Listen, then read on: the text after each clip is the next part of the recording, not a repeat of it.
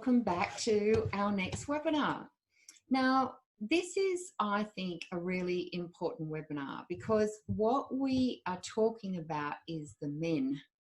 Now, I know that, we think, well, most men think, it doesn't matter what I do. And if I had $1 for every single time that someone said that, I would be very, very rich. And I think it's one of the hardest things to actually get to men to understand is that they are half of this process. So it's incredibly important that they are involved. Now, I know that that sounds like a silly thing to say, but at the end of the day, they're not only contributing 50% of the DNA, but the men's sperm is incredibly vulnerable to oxidative stress and lack of nutrients and environmental influences.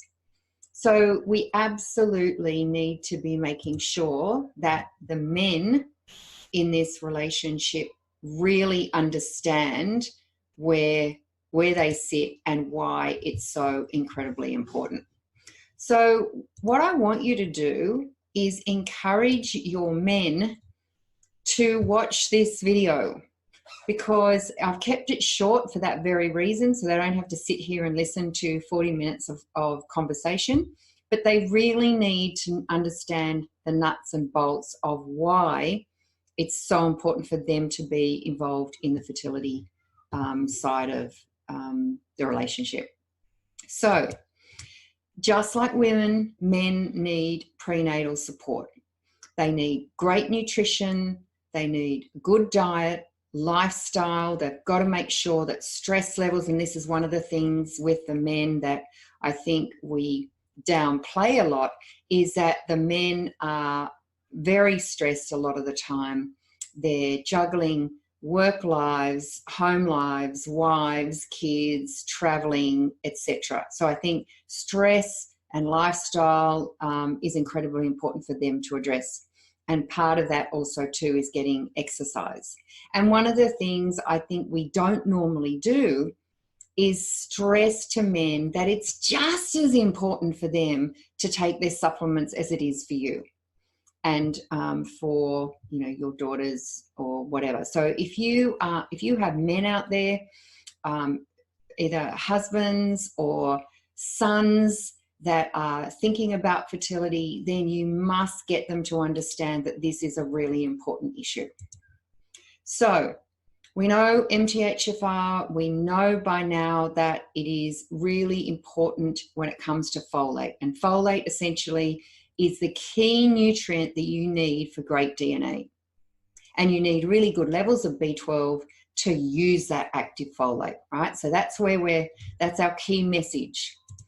Now, this is a really good study that was done that looked at not only male and females and MTHFR, but looked at the chances of the baby having 2 copies of the gene variant.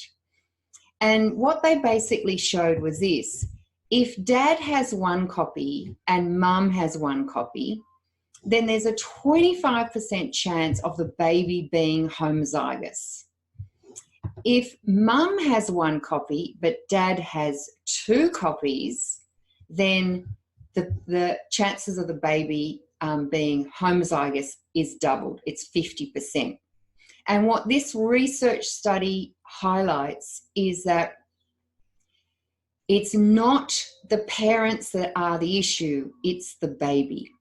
So the chances of miscarriage for a baby who's homozygous, so he got a copy of the gene variant from mum and dad, the chances of that being a miscarriage when folate levels are low is really high. And therefore, the risk completely goes away when folate levels are good. So I think this illustrates very clearly that the male MTHFR, to be able to understand that is absolutely crucially important. Because if he is homozygous, then his folate is going to be low. That is going to affect the sperm. It is going to affect the quality of the DNA. And a lot of the research studies, interestingly enough, in this MTHFR and fertility space or infertility space, look at sperm. So it seems to be that the sperm is much more susceptible for the morphology, the shape, the number of sperm counts, and the quality of the sperm is all affected, particularly if you have MTHFR. So I think that's a really important study to look at, to understand that it really does matter what dad's MTHFR polymorphism is. And so we need to remind these men that a lack of folate in either partner can contribute to neural tube defects, any sort of midline disorders, cleft lip, cleft palate, neural tube defects, spina bifida, and as I said, you know, the sperm is particularly vulnerable, and researchers worldwide are quite alarmed at the percentage of men or the reduction in sperm and infertility in men. And on average, it's about a 9% reduction every 10 years. And that's quite significant. So environmentally, the lack of folate, the male sperm is particularly vulnerable. And then you'll see a study in a minute where we look at, you know, what is the then add-on effect from, you know, on the child's perspective. And I think what we do understand is that this lack of methylation, this lack of folate leading into pregnancy can actually affect the mental capacity, you know, ADD, autism, all of these neurological deficits may be represented then in the offspring. And obviously it makes sense that half of worldwide cases for infertility are due to male factors. Of course they are, because they're donating their DNA from the sperm. The sperm and the egg form to join to form our new fetus. So it's incredibly important. And obviously it's the defects in sperm that are single most common cause. Now, these defects in the sperm are actually incredibly easy to affect quite positively. You know, key antioxidants, folate, getting rid of, you know, drinking, smoking, all these things that have an adverse, these environmental effects that have an adverse effect on the sperm are really quite easy to withdraw and then improve it. Zinc is one of our most important nutrients for sperm quality, motility, and numbers. So even just looking and analysing zinc levels for your male partner can be incredibly important.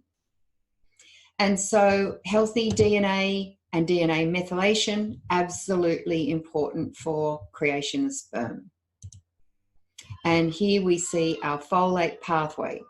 Now remember, and this is an important thing for the men as well, they've still got to avoid the folic acid, because it's the folic acid at the top of that tree that then really has to be converted. And if we've got MTHFR, then you're not going to make your methylfolate as well as you would.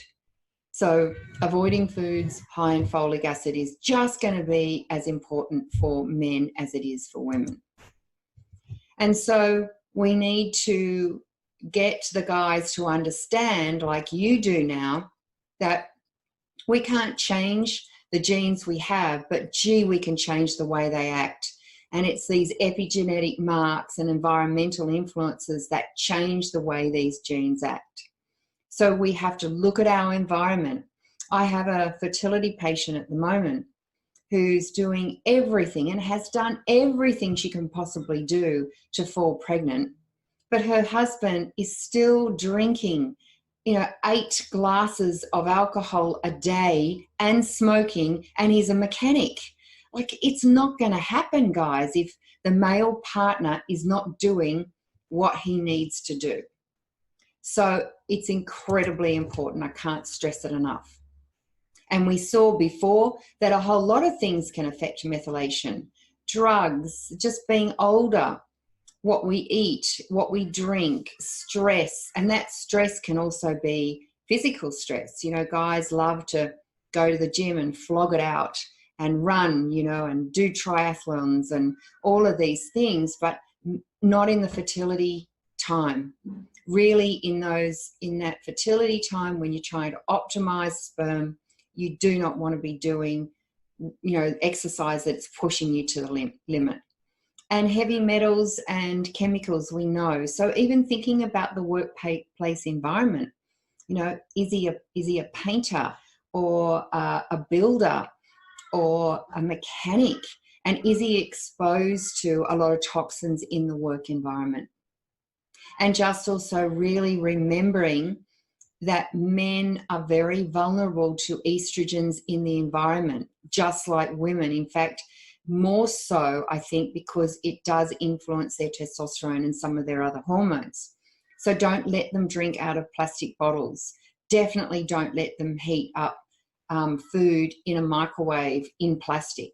Try and get them not to buy food from the supermarket in plastic. These are all really important things because it's essentially estrogenizing men. And the other thing too that I think a lot of men don't know is that beer is incredibly estrogenic. It's made from hops, and we know that beer will raise estrogen levels in men. And so, and they've done studies on men with breasts as they get older, and they think it's probably the influence of so much beer over a lifetime, and that's irreversible. So we really need to be saying to the men, hey, in the preconception stage, we really don't want you drinking any alcohol at all. But just generally, these men that drink 8, 9, beers in a hit, it's not great for them. So we've got to try and counsel them too that it is mucking around with their hormones. And so we see that there's a lot of studies here that show that with MTHFR, either A1298C or C677T, it can be involved in male infertility. Now, there's a lot of different studies, and I think the problem with a lot of these studies is some show, yes, there is a relationship. Some say, no, there isn't a relationship. But what we don't have is big studies with lots of men that are consistent. So some take environmental factors into consideration, some don't. Looking at the age and the different ages of the men is really important.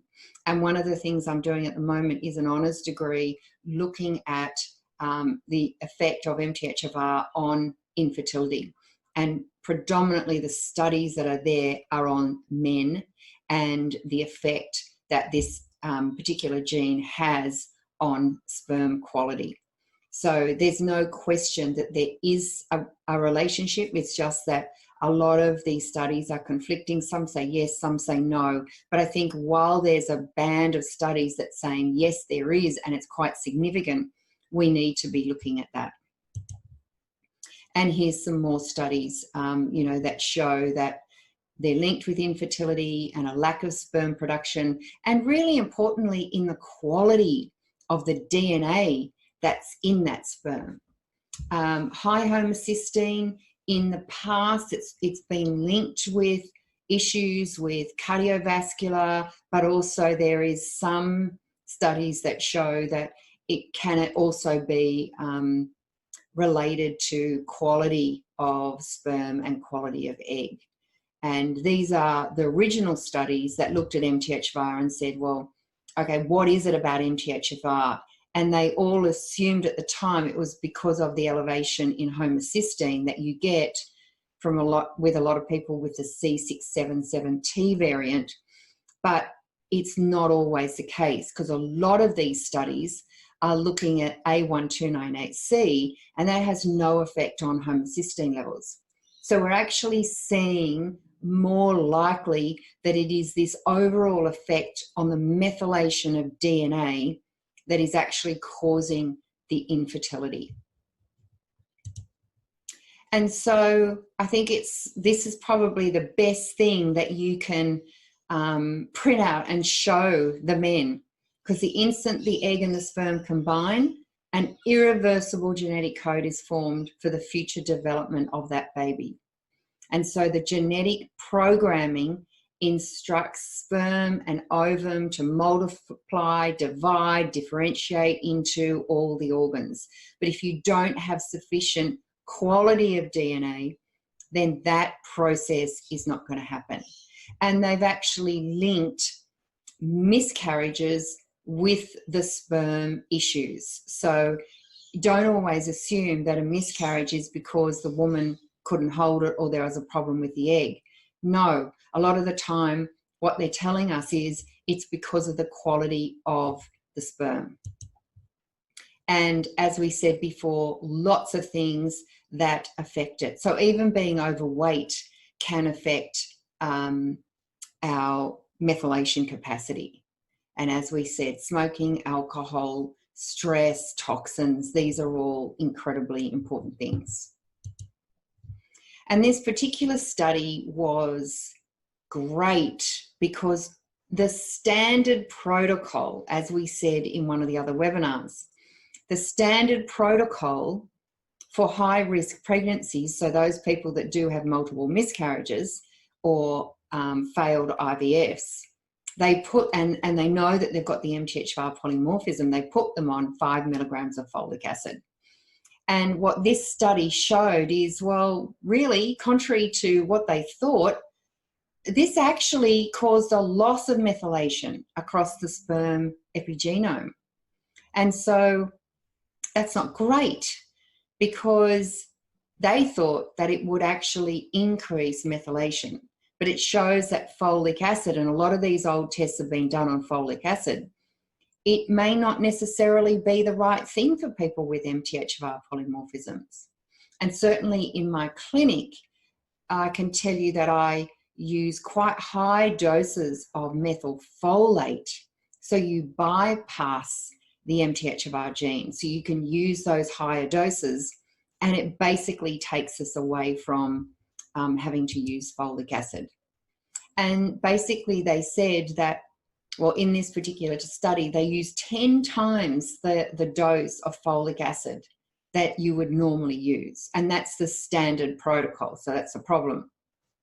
And they got the loss of sperm genome methylation, and they thought that that was then maybe transmitted to the offspring. So actually having this neurological effect on the child, whether it be ADD or ADHD. And they said that the most loss in the sperm was from those men who had homozygous 677T, but it actually happened to all men, not just those, but it happened more in the MTHFR variants. And so I think this is also important. So one of the things that I think it's really important for men to understand is that, like for you, you've got to get folic acid out of the diet, right? We've got to get it out. So, excuse me. So in the US and here in Australia, by law, all products that are made with commercial bread flour have to be fortified with folic acid. So it's the bread, the buns, focaccia, muffins, flatbreads, all of these cereals, breakfast cereals, flours, cornmeals, pastas, rice, and other grain products, anything basically in a packet. And so these need to be avoided for the 4 months preconceptually. And here we can see that this particular label says folic acid, but often it just says folate. So if it says folate, you've got to make sure, well, you can guarantee that that is not folate, it's not active folate, because they find it very hard because of stability issues to put it in packets. So if it says folate, it's actually folic acid.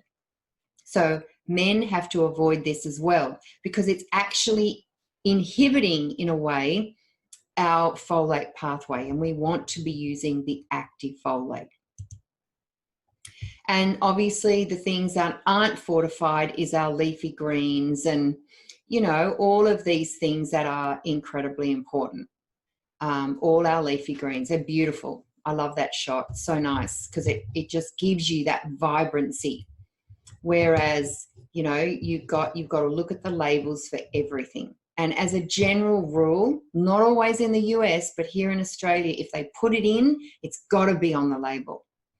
So just check. But if you know it's not organic wheat and it's not organic flours, chances are it's got folic acid in it.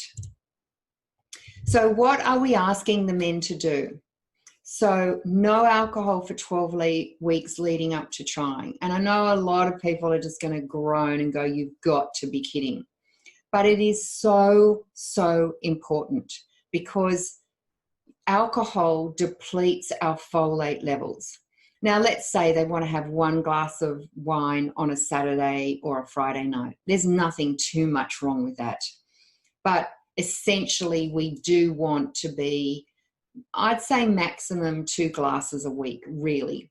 Definitely no smoking, not for either partner, definitely. Try and maintain a really healthy weight. So if you're overweight, think about how you can get into an exercise regime, reduce your stress, and really try to get back in with a regular weight. And do regular exercise, but again, not too much. So, you know, exercising, walking, swimming, doing all of those, but not pushing yourself to 150%, particularly if you are very stressed. And yes, it might feel like it helps with the stress, but you're just using your methyls even more. And particularly when you're stressed, you need all the methyls that you can. And once you start optimizing the methylation capacity, you'll see that your stress levels really do improve. But I think outside that, men are not particularly good at addressing stress levels. So, you know, even yoga or sitting in a bath with Epsom salts and lavender at night, or, you know, doing some meditation tapes before they go to work and when they come home. You know, having a little bit of time out every week, just an hour to sit on in a beautiful, comfortable spot and read a book and don't do anything work related. Like, they need to de-stress just as much as females do. And also take supplements, because I think men are not so good at listening to their bodies and taking supplements like women are. And I think in the preconception period, it's absolutely essential that we do that. So, minimize the stress, eat well, get enough sleep. So that's another important one we haven't talked about yet. We recuperate when we sleep. We feel better when we sleep. And a lot of men do have disturbed sleep patterns.